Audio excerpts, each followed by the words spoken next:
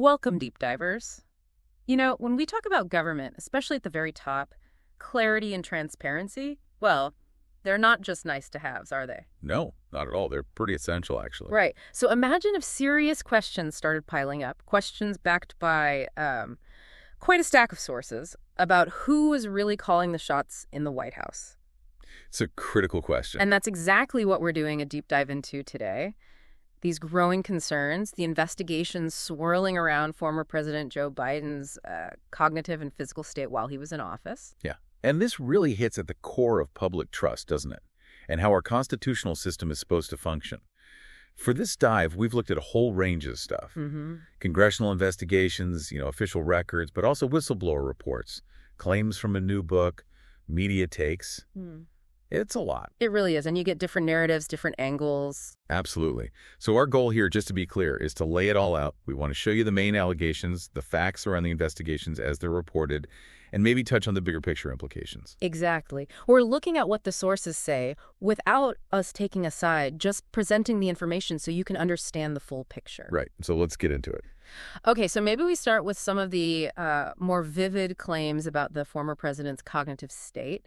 There were reports of disorientation. Yeah, that one from Senator Josh Hawley really stood out, didn't it? It did. He brought up a Secret Service whistleblower who apparently saw President Biden, stumbling around the White House residence and supposedly got so disoriented he couldn't find his way out of his own closet. Wow. I mean, that's a very specific anecdote. It is. And Hawley, the Missouri Republican, he called it outrageous. He said, "We were lied to." It definitely grabs your attention. And what's interesting, or maybe concerning, depending on your view, is how that kind of specific story, if it's accurate, seems to fit into a broader theme emerging from some sources. Like the book. Exactly. This new book, Original Sin.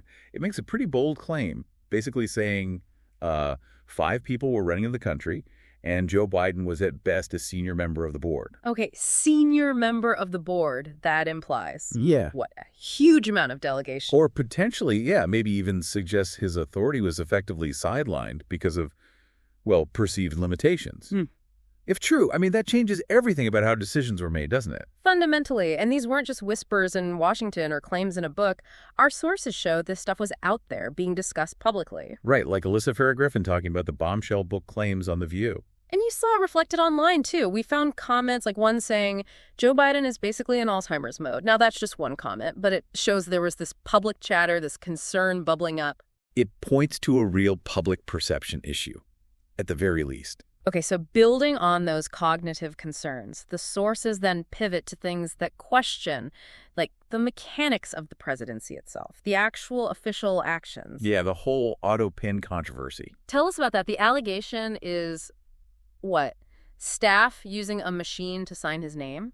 Basically, yeah, that maybe White House staff used an autopen, a device that replicates a signature to sign off on really important things, White House directives, maybe even sweeping pardons. Without his direct knowledge or involvement? That's the allegation. And you can see why that's such a big deal, right? A presidential signature, that's supposed to mean the president himself reviewed and approved it. It's about accountability. If that wasn't happening, then who was approving these things? Exactly. That's the core question. And former President Trump, he actually brought this up publicly, too. Oh. Yeah, he said something like, the autopen is becoming a big deal because it seems like that maybe was the president who ever operated the autopen, kind of questioning if Biden was even the one directing its use. So it directly challenges whether these were legitimate presidential acts. Pretty much. It cuts to the heart of executive authority. And then alongside this autopen stuff, there are reports about his physical health, too, specifically a cancer diagnosis. Right. Sources report that Biden revealed he is battling an aggressive form of prostate cancer. The main concern raised in these sources is whether this diagnosis was kept under wraps, hidden during his time in office. Hidden. That's a strong word. It is. And again, former President Trump weighed in, questioning the credibility of Biden's doctor, Dr. Kevin O'Connor. How so? Well, he linked the reported severity of the cancer he was described with a Gleason score of 9, grade group 5, which the sources say is the most severe cancer category. Okay, wow. Yeah. Trump seemed to connect that severity to Dr. O'Connor's previous statements that Biden was cognitively fine. The implication seemed to be, Well, how could someone with such an aggressive cancer, which likely developed over time, have been consistently assessed as perfectly fine before? So raising questions about the timeline and transparency of health disclosures. Exactly.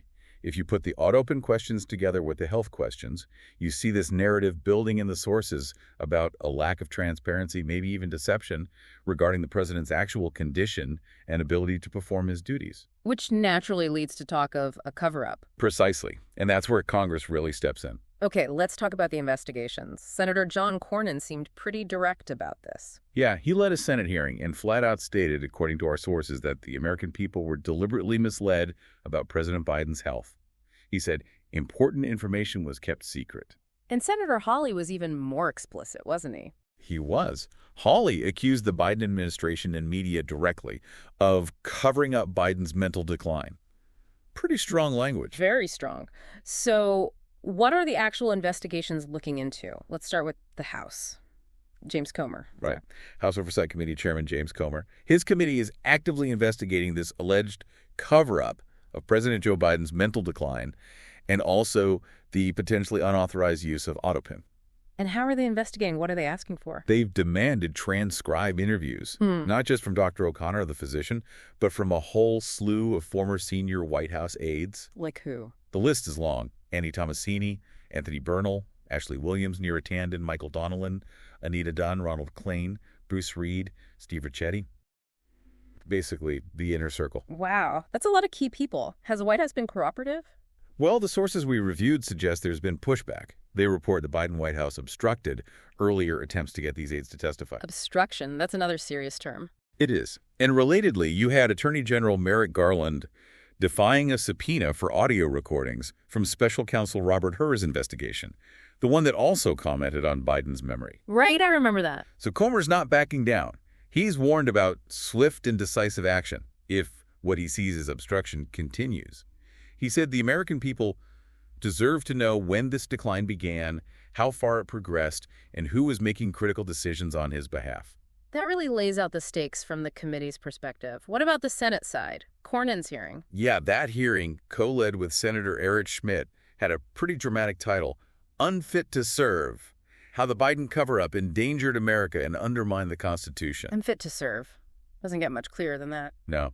And Senator Cornyn explicitly said his goal was to figure out why the 25th Amendment wasn't invoked. The 25th Amendment, that's the one dealing with presidential disability, right? Exactly. Just bringing it up shows how serious these concerns were, at least for these senators.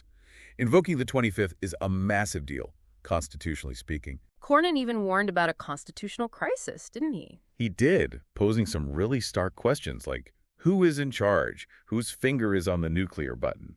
Questions designed to highlight the potential dangers if a president is perceived as incapacitated.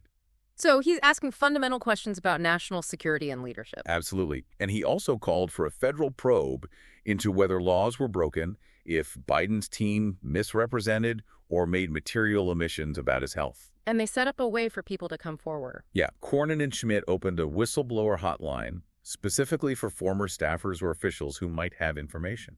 Interesting. Who actually testified at that hearing? The named witnesses were Theodore Wold, Sean Spicer, former Trump press secretary, and John Harrison. Okay. So you have these intense investigations, serious allegations, talk of cover-ups, the 25th Amendment. How did former President Biden respond to all this? Well, his public stance, as reported in our sources, was pretty consistent. Dismissed these efforts as basically political attacks, as distractions cooked up by his opponents. Just partisan politics. That was the framing. He was very firm in asserting his own authority. Like that quote. Yeah, let me be clear. I made the decisions during my presidency. I made the decisions about the pardons, executive orders, legislation, and proclamations. Any suggestion that I didn't is ridiculous and false. So a flat denial and pushing back hard. Very much so. He essentially painted these inquiries as maneuvers by opponents who just wanted to advance a different agenda, not as legitimate probes into his fitness. Now, it's important, as you said, to show the other side, too. Did sources mention defenses of Biden? Oh, absolutely. The sources clearly state that Oversight Committee Democrats claim Biden is sharp, and there were numerous accounts cited of Biden cabinet members say he's on top of his game.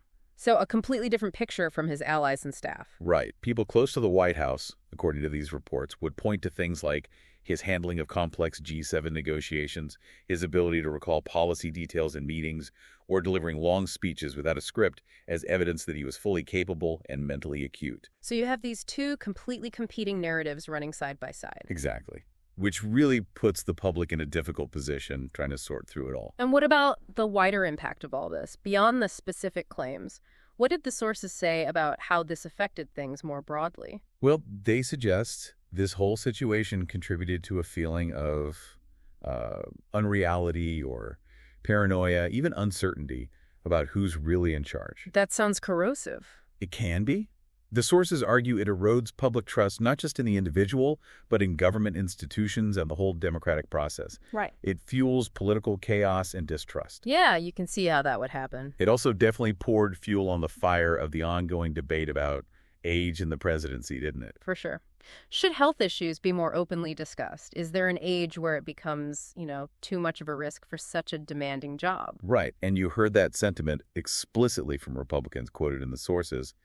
If you aren't healthy enough to run for president, you clearly aren't healthy enough to be president. It's a tough conversation, but one that seems unavoidable now. It really forced a national reckoning, I think, on what we expect in terms of fitness, transparency, and maybe the demands of the office itself. Okay, so wrapping this up, we've seen this intense clash, haven't we? On one side, really serious allegations about cognitive decline, health issues being hidden, maybe unauthorized actions like the autopen use, all leading to formal investigations. Yeah, and a narrative of a cover-up. And on the other side, you have the former president strong denials, his team insisting he was sharp and fully in command, and framing the whole thing as political acts. It really highlights how vital transparency is, or at least the perception of transparency when it comes to leadership at that level. When questions about basic capacity arise, it shakes the foundation. And it puts a huge burden on us as citizens, doesn't it, to sift through all this conflicting information. Critical thinking becomes paramount. You have to weigh the sources, the motivations, the evidence presented. So maybe the final thought to leave everyone with is this. In our current age, with so much information flying around and so much political scrutiny, what level of transparency do we as citizens actually deserve from our leaders about their fundamental ability to govern? Yeah, and what does it mean for the health of our democracy just to be asking these kinds of questions so publicly, regardless of what the final answers turn out to be? Something definitely worth thinking about.